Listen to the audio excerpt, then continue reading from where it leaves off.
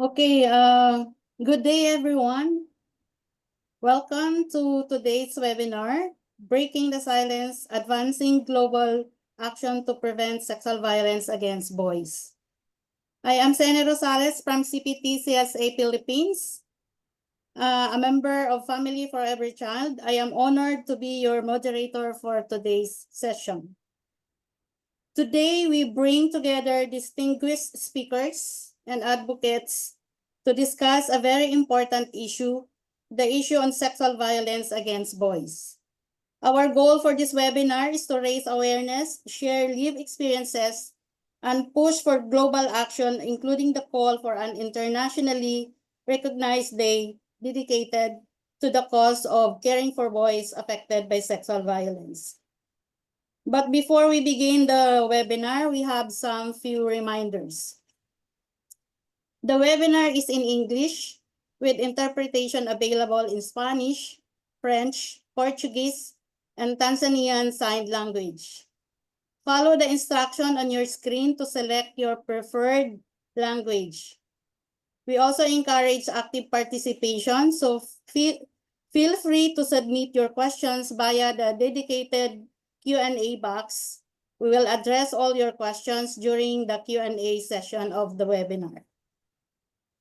For today's agenda, we will have the introduction to our distinguished speakers and panelists, and a brief introduction to Family for Every Child and its global work, keynote speech by Mama Fatima Singhateh, and then followed by panel discussion with experts and young persons from Nepal. We will also have our Q&A session, and lastly, the closing remarks. Before we proceed, we want to highlight the importance of safeguarding, as we have two young persons today joining us from Nepal. Their safety and well-being are very important to us. We have Rajiv Roy here as our safeguarding focal person. If you have any concerns, please contact him or write to the email given in the chat box. We also kindly ask all participants to avoid asking for personal information, or posing triggering questions. Let's keep the discussion professional, respectful, and focus on the broader issue. Now, let me introduce our distinguished speakers and panelists. First, we have Mama Fatima Singhateh, UN Special Rapporteur on the sale, sexual exploitation, and sexual abuse of children. She has been a leading voice on the lack of data, services, and policy framework for boys in child protection. She is a trained lawyer with over 20 years of experience. She has also been a strong supporter of our global signature campaign advocating for boys' protection. Our second speaker is Francesco Sicon, representing the Global Alliance for Protection of Boys from Sexual Violence. He is also the head of the Global Boys Initiative at ECPAT International, leading program design and implementation since 2022. Francesco has extensive experience in child protection and advocacy across West Africa, Europe, and Central America. We have also Siten, a young person from Nepal, dedicated to global peace and child safety. Having survived the risk of child labor in the adult entertainment sector, she found support through child protection organization. Last year, she spoke as a child delegate at the first ministerial conference on ending violence against children, and aspires to become a diplomat to foster international cooperation.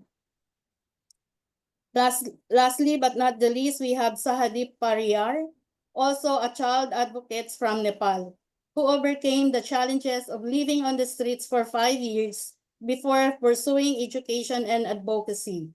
He was part of the Global Ministerial Conference in Bogota last year, where he contributed to the call to action, including key recommendations on sexual violence against boys. Now, for family, and we would like to share a few information about family.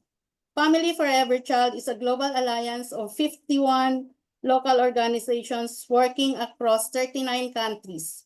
This is to improve the lives of children and their families. As a community-rooted organizations, we hold deep context-specific knowledge about the challenges children face and are well-positioned to provide solutions at the community level. For our portfolio on preventing sexual violence against boys, this includes the initiative on caring for boys affected by sexual violence, which started in 2017. While significant strides had been made in protecting girls, boys often left out in the conversation. This issue sparked a collective commitment to bridge the gap of protecting boys from sexual abuse and violence. Family for Every Child has 4 pathways. This is on research, campaigning, practice exchange, and advocacy. In 2018, we launched a global scoping study followed by in-depth research in 7 countries across Asia, Africa, and the Caribbean. The research highlighted that social norms and cultural taboos prevent boys from reporting sexual abuse. Thus, we are calling for greater awareness, inclusive services, and stronger policies around the world. To address this gap, we launched the Blue Umbrella Day campaign in 2021 in 5 countries. Today, it is expanded to over 60 organizations, reaching millions worldwide. And for our practice exchange, members share innovative solutions, learning from each other, and develop context-specific approaches and intervention, again, at the community level. For our policy work, it has led to significant milestones, ensuring that sexual violence against boys is finally receiving the attention it deserves. Now, thank you for joining us today, and we look forward to an engaging discussion ahead. Now, it is my great honor to introduce our keynote speaker, Mama Fatima Singhateh, UN Special Rapporteur on the Sale and Sexual Exploitation of Children. Mama Fatima, please.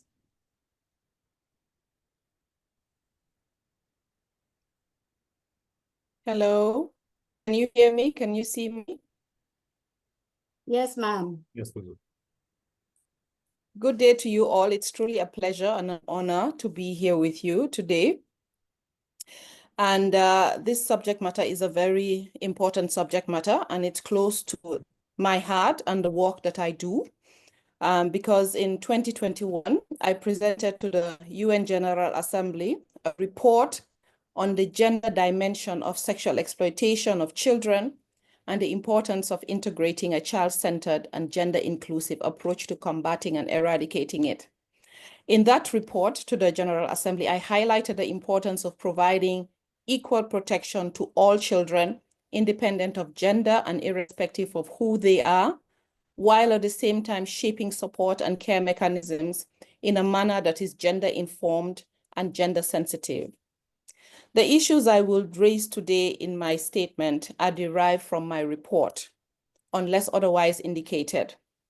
We all know that any child can be a victim of sexual violence, but it is those affected by poverty, in street situations, marginalized communities, children who are affected by conflict or emergencies, children who are migrants, refugees, or internally displaced, as well as those who are in alternative care or engage in child labor. Those are the ones who are at greater risks of falling victim of sexual violence. Of course, there are more groups of children who are equally as vulnerable. The age of a child may also increase their vulnerability to sexual violence, with older children often mistakenly assumed to be either consenting or not in much need of protection.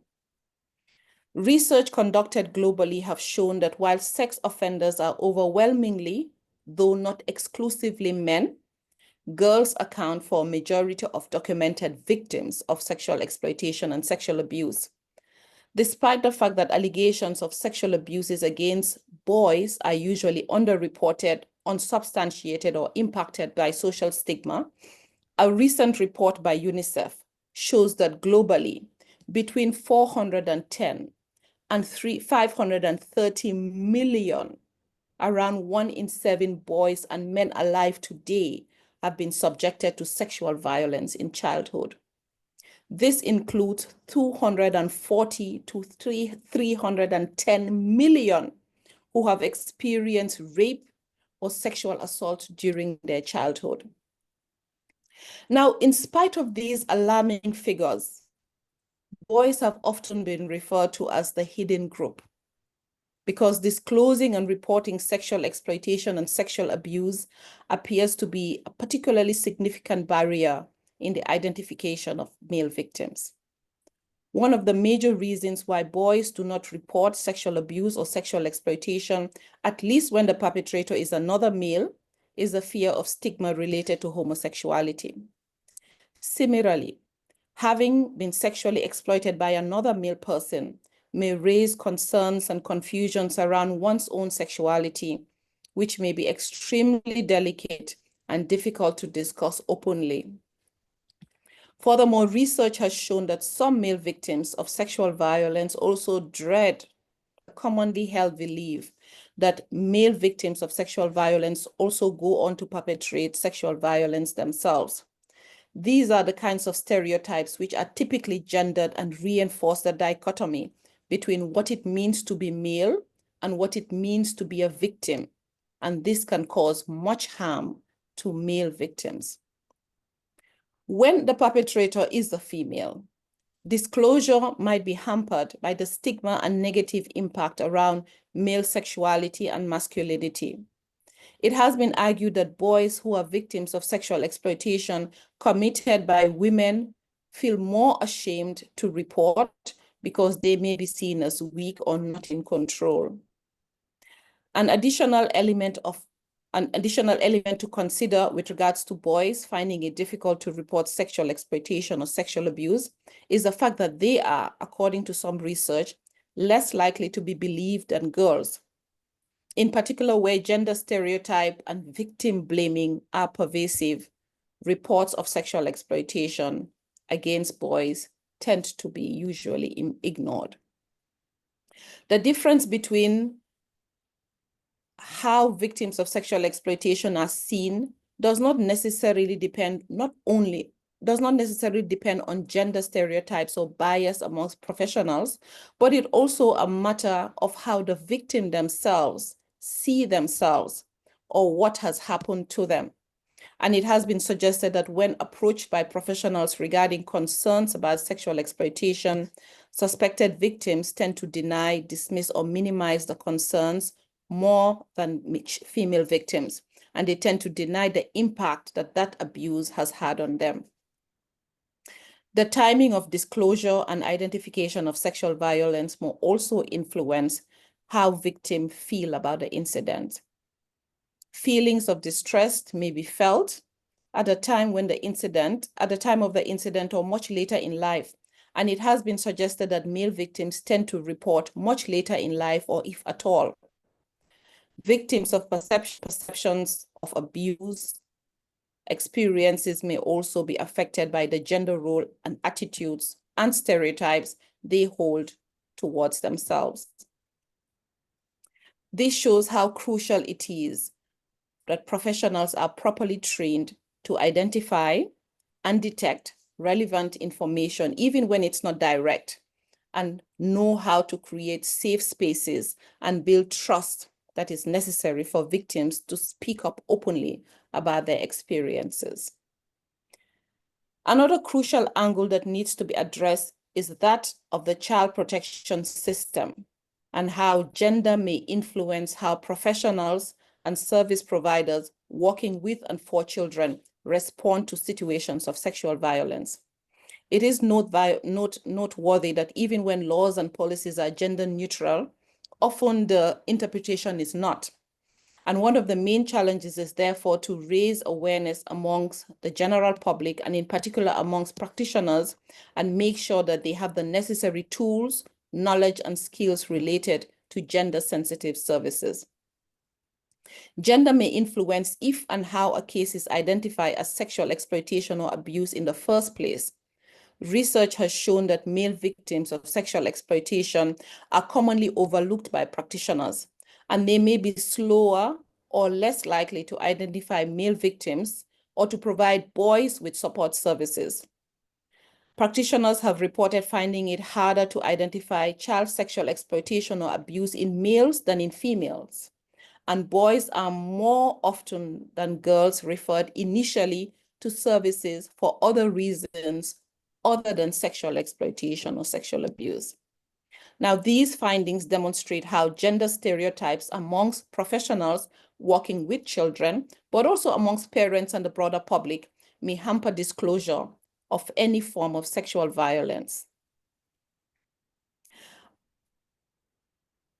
It's also important to consider also how the individual's own often unconscious bias, gender-based bias, and attitude can contribute to situations in which many children go unseen. Disclosures of sexual exploitation and sexual abuse is not necessarily a single event, but one that happens tentatively and gradually, with victims telling small parts at a time, often testing whether they are believed or not. And service providers therefore have a very huge role to play once sexual violence have been disclosed. And the gender dimension continues to be of utmost relevance at this phase.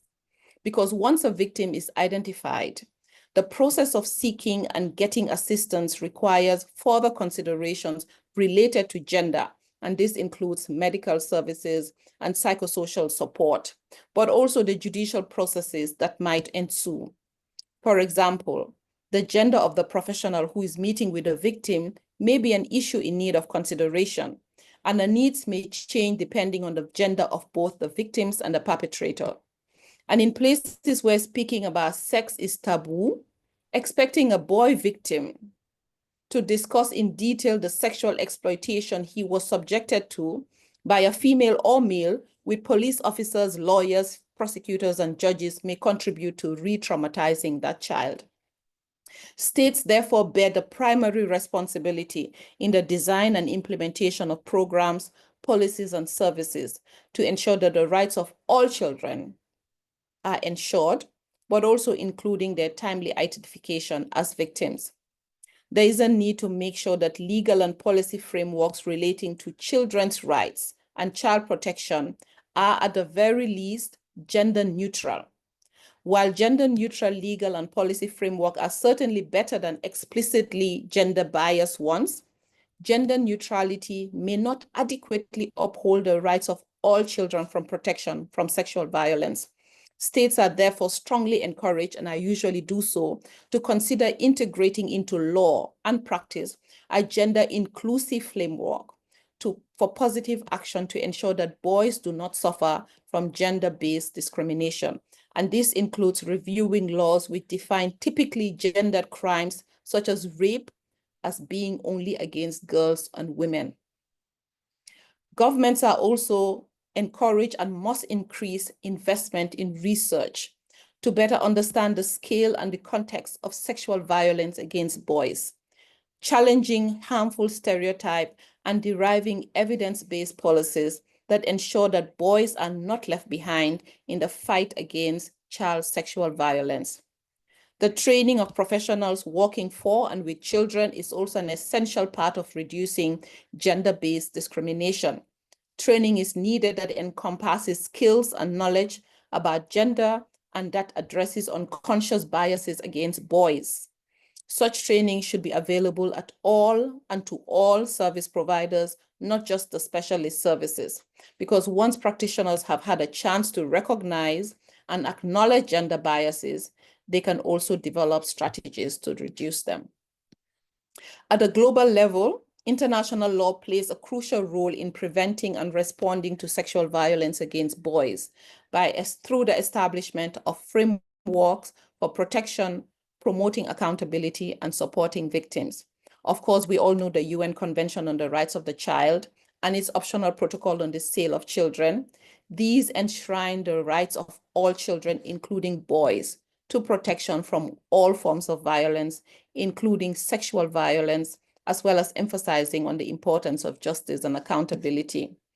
International initiatives that would raise awareness about the issue of sexual violence against boys to better promote our understanding of the problem are equally important. And events such as this webinar and the Blue Umbrella Day campaign are all good examples of how we can shine more light on the growing concern of incidences of sexual violence against boys and the urgent need to address it. Additionally, it cannot be overemphasized that governments together working with other stakeholders such as UN agencies, civil society organizations, and child rights activists must all work together to address and respond to the problem of sexual violence against boys through initiatives that would change social norms and attitudes that normalize or excuse sexual violence. They must also collaborate to support education and training programs that teach healthy relationship, consent, and how to recognize and respond to sexual violence, support empowerment-based training for boys and young men to help them develop skills to prevent and respond to sexual violence. Establishing reliable and integrated data collection and analysis system is important, disaggregated for both victims and offenders by age, sex, and gender, because this can help promote effective and specialized child protection mechanisms.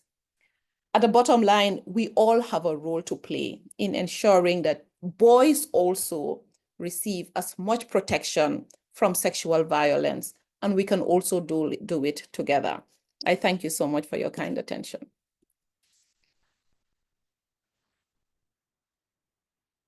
Thank you so much, Mama Fatima, for the great presentation and for your contribution and your important contribution to this discussion. I do agree, me as a child protection practitioners, we really need gender inclusive and boy responsive knowledge tools before we can respond to sexual violence affecting boys. And I think, and thank you so much for supporting this particular campaign on the Blue Umbrella Day campaign. Thank you so much, ma'am. Okay, now let's dive into our panel discussion with experts and young persons who are working tirelessly to protect boys from sexual violence.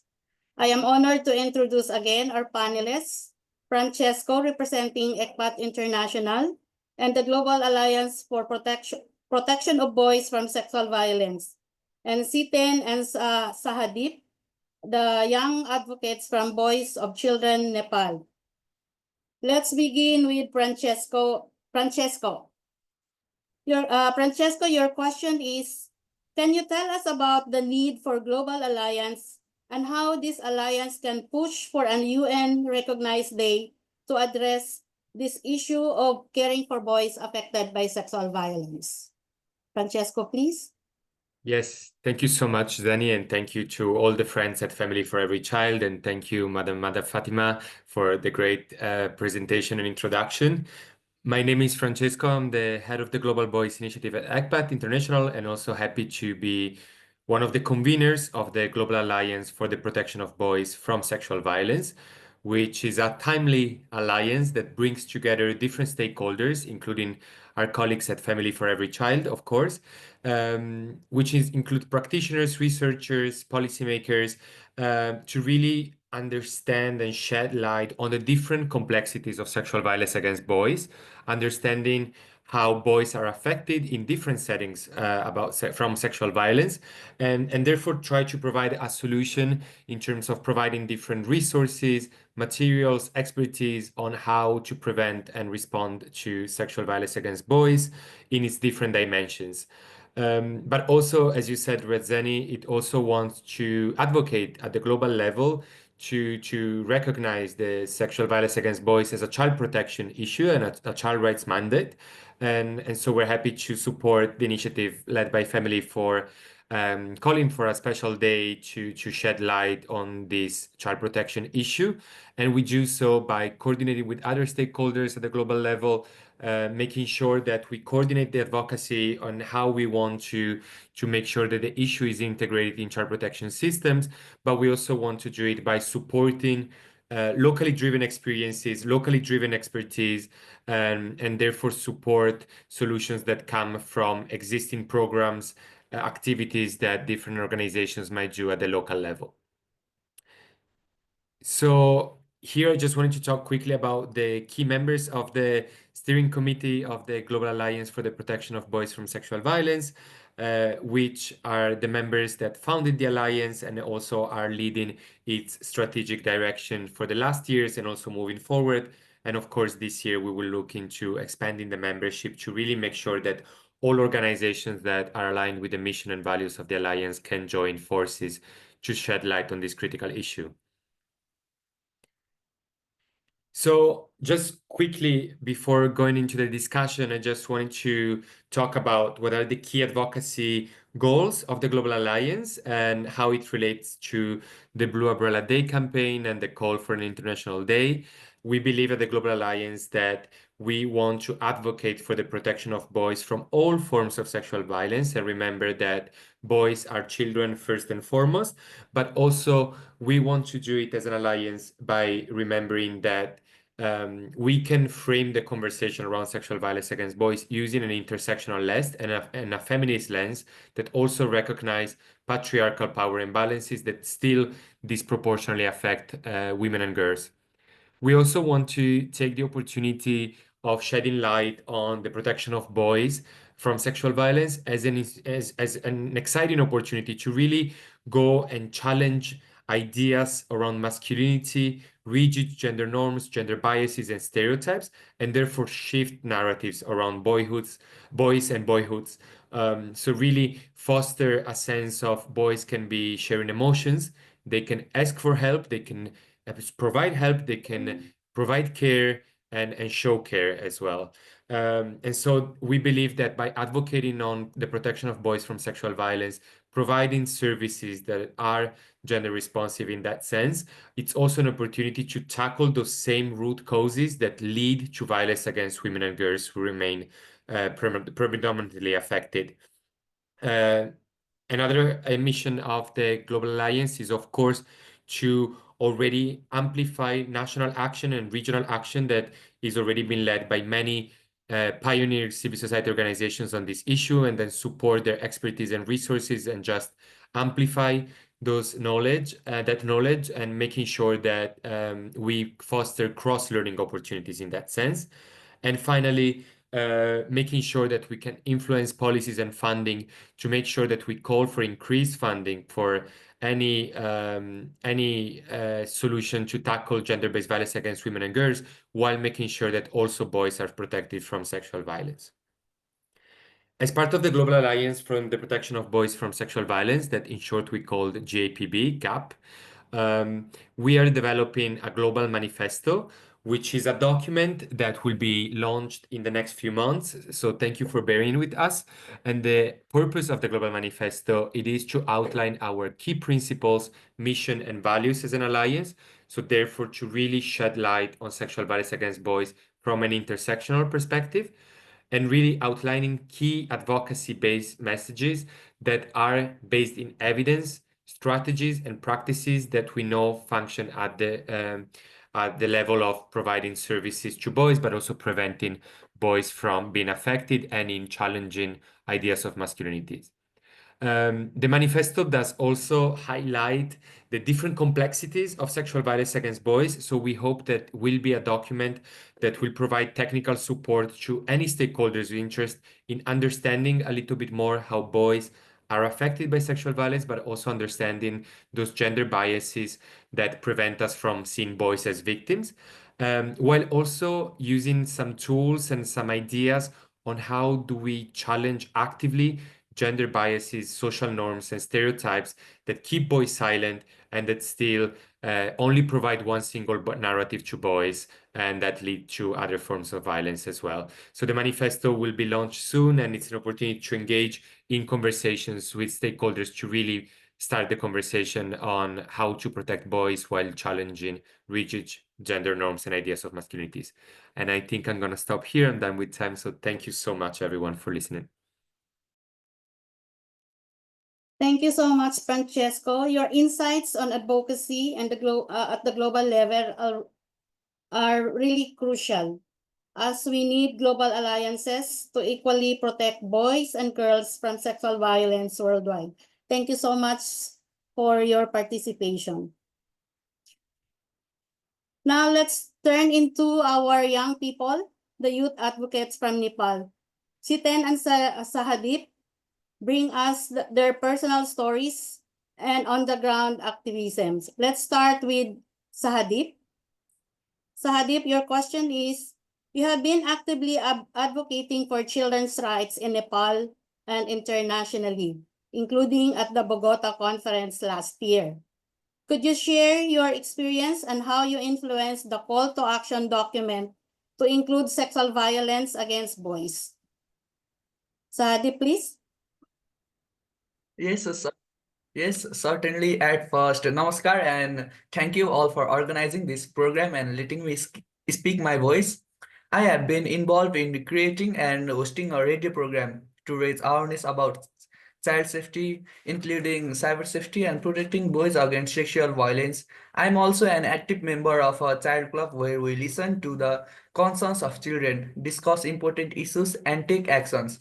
Additionally, I participated in the Clarissa Participatory Action Research Program as a child researcher, where I gathered the life stories of children who had lived on the streets, many of whom were victims of social violence. Listening to their experience was emotional and difficult, but it also made me reflect on how fortunate I am.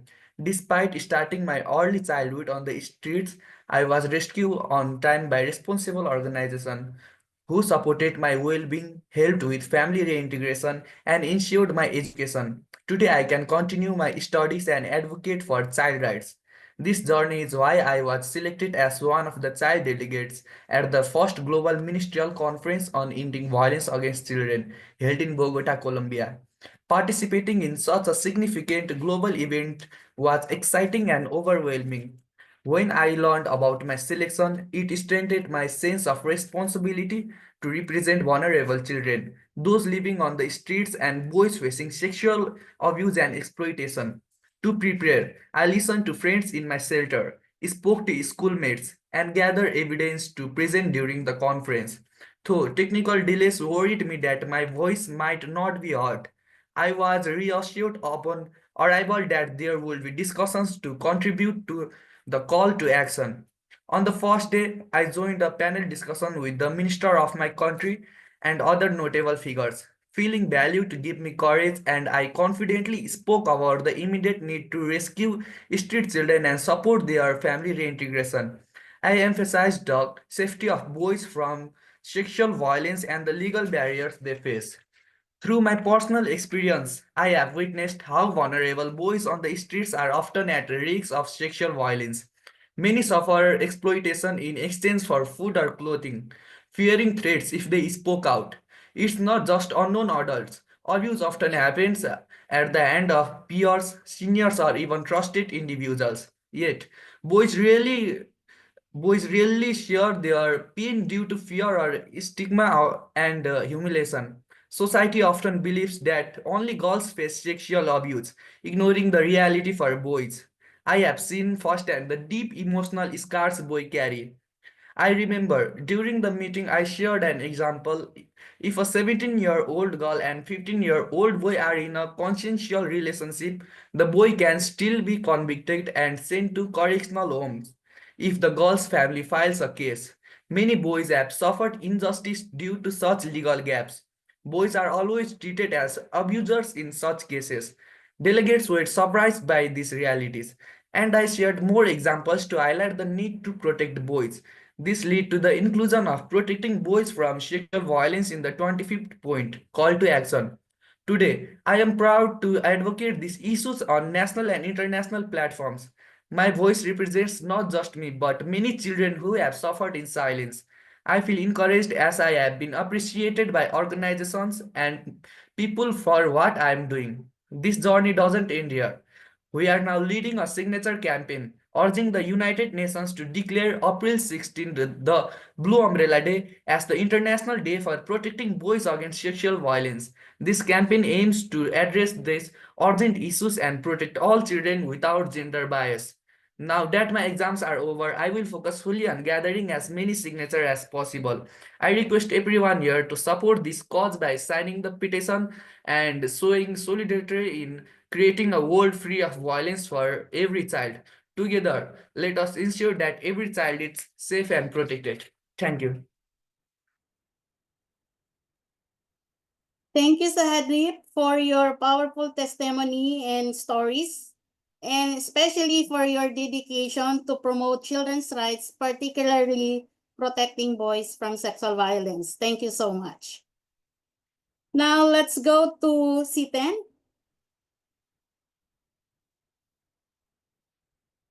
Okay. C10, from your perspective, share about your experience in advocacy at the Global Ministerial Conference last year, and kindly also tell us why it is important to have an international day dedicated to addressing sexual violence against boys. What is your appeal to the world to support this particular movement?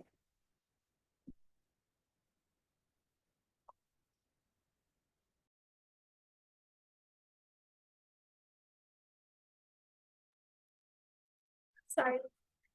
Namaste and thank you for the question.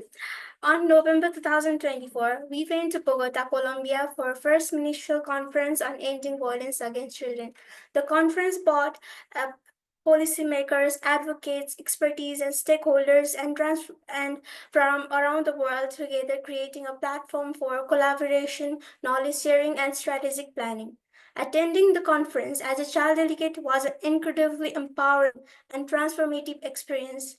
Initially, as our travel was delayed than we had planned earlier and thus missed the preparation session. I was thinking we will just be a participant, listen to what others says and return back, knowing some meetings with other children delegates had already taken place during the preparation session.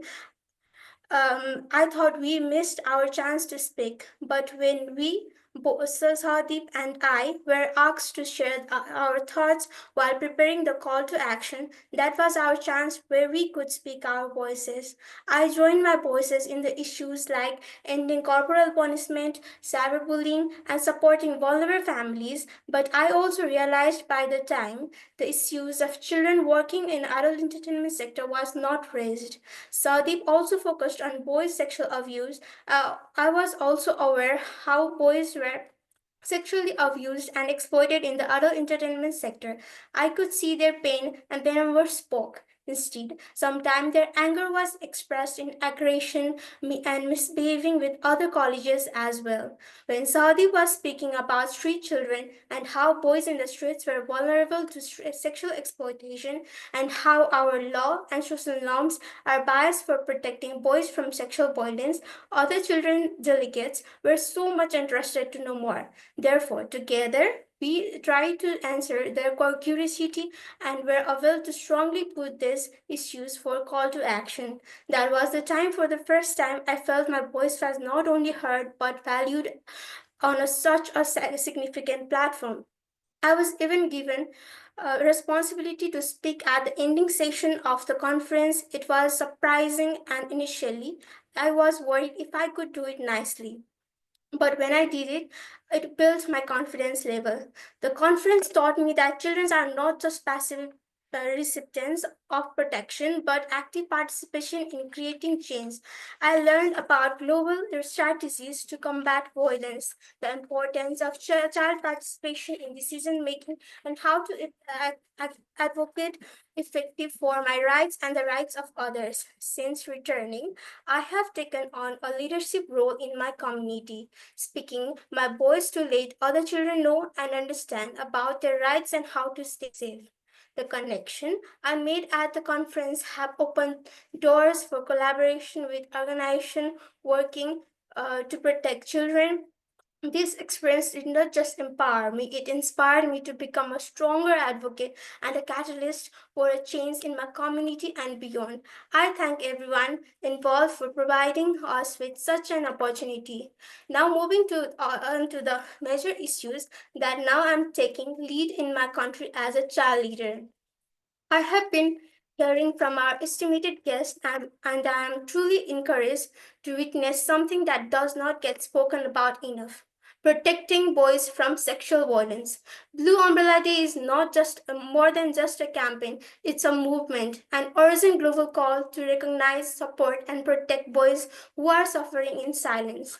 I know that protecting boys from sexual violence does not take away from the vital work being done to protect girls or other children. In fact, it makes those efforts even stronger. Real change means protecting all children, no matter their gender. Your signature can make a difference. By signing the petition, you are helping to ensure that boys who have survived sexual violence receive the recognition, support, and justice they deserve. So please take a moment to sign the petition using the QR code or the screen by the screen on the screen or by following the link shared in the chat box. And don't stop there. Share this campaign with your friends, family, and networks. Encourage them to sign the petition too. Help us spread the word and make sure no child is left behind. Together we can break the silence. Thank you. Thank you, Siten. It is so inspiring to see young people actively promoting children's rights, child protection worldwide. And we hope you will inspire more young people to do the same in your country and other parts of the world. So thank you so much.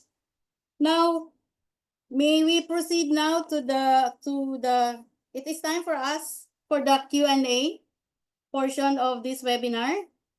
May I check if we have some questions in the chat box?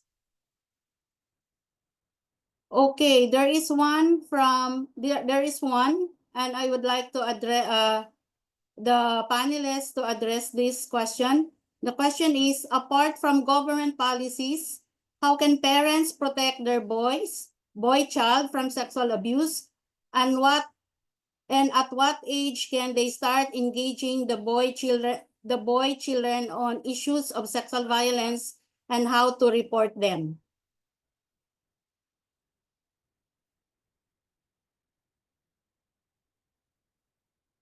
May I hear from the panelists? Do you want me to start? Yes, ma'am. I think that's a very good question, but I don't think there's an age. It's never too early to talk to a child about what is safe and what is not. Because I know at a very early age, from 3, 4, we teach our children about what is good touching and what is bad touching. And when you should tell your parents, when you're not comfortable, when to say no, when to say yes. So these are lessons that we teach our children at a very early age to understand what healthy relationship is, to understand what an abusive setting is. That way we're able to establish good relationship with our children, so that they're able to come talk to us when they feel uncomfortable or when they feel a situation they find themselves in is not right. So there's no specific age, but the sooner and the earlier you start, the better. 3, 4 years old is a good time to start talking about just simple, nothing too heavy, just basic conversation about what is good touching, what is not good touching, what is not healthy, what do you not feel comfortable about, which are your private spaces that nobody should touch, nobody should get close to. These are the kind of conversations we must have with our children at a very early stage. All children, boys and girls, both. Thank you.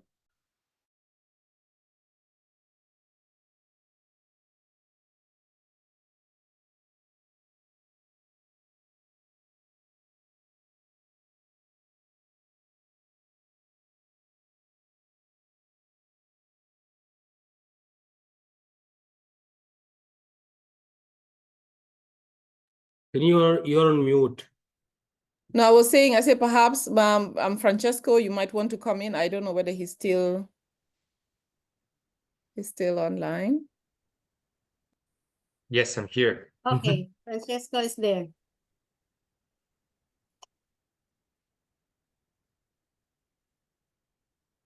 Sure. Sorry, what part of the question would you like me to come in and I can do that?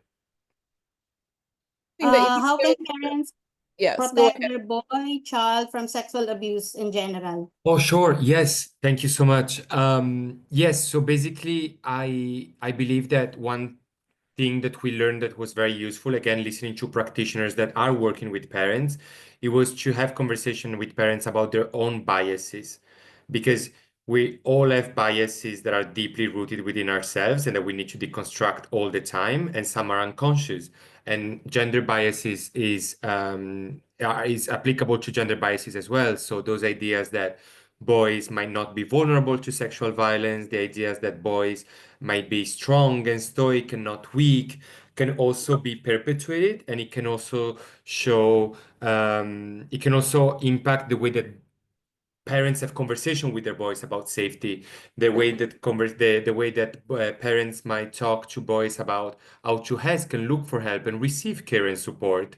So I think that for parents, a very useful practical tip that they can implement very quickly, it is to rethink about how do I understand boyhood, how do I understand masculinity, and how can I proactively challenge that in the conversation with my boys. I also just saw a question which I think is very relevant. This is the abuse of children with disabilities. And this is very concerning, especially when a child is not able to express themselves, to say somebody is hurting them.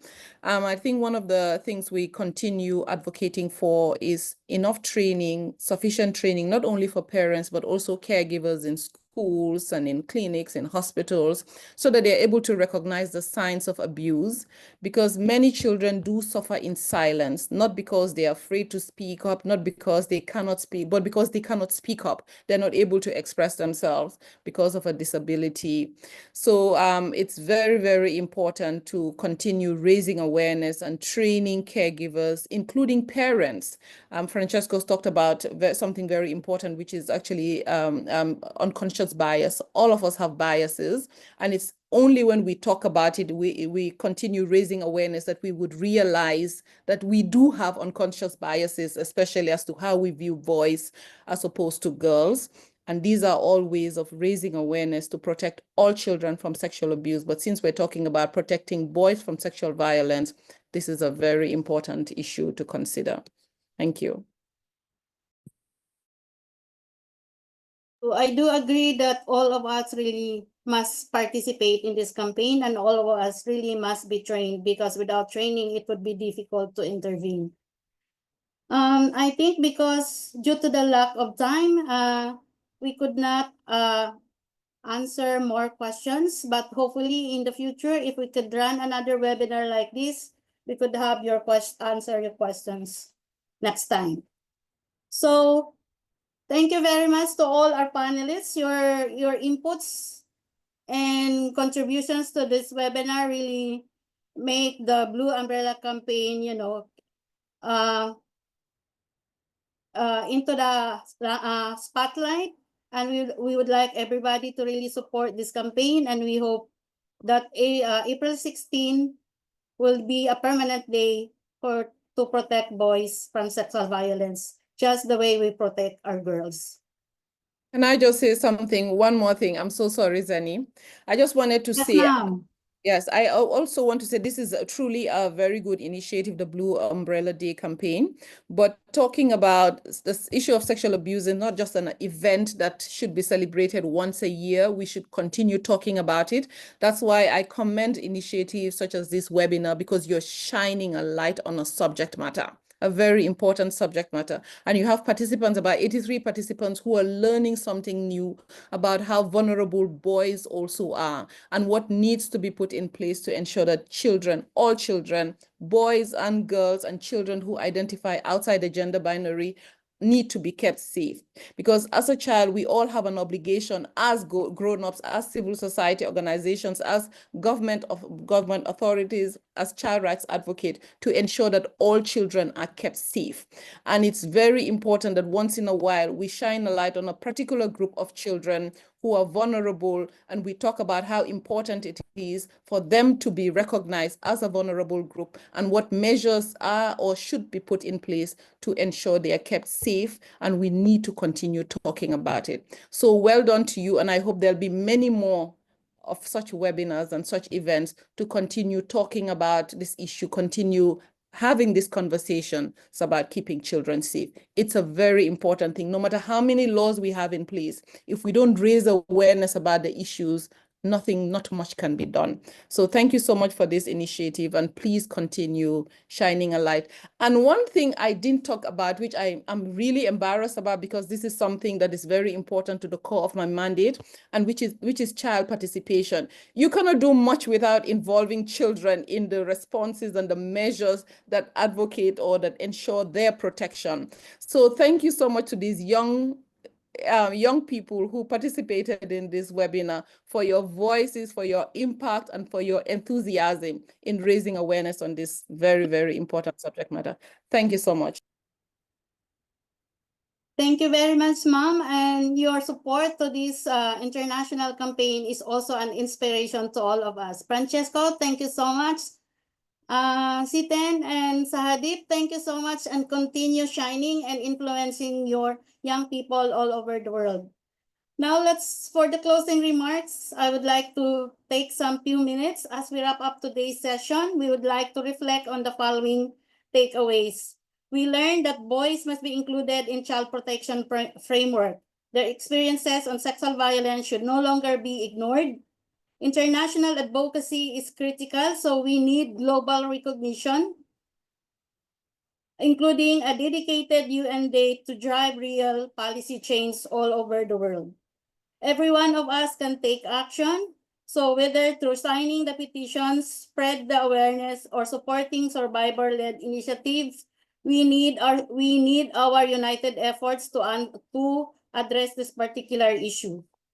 We would like we encourage everybody to sign and share the signature campaign to push for global recognition, participate in the BAD campaign using the participation pact.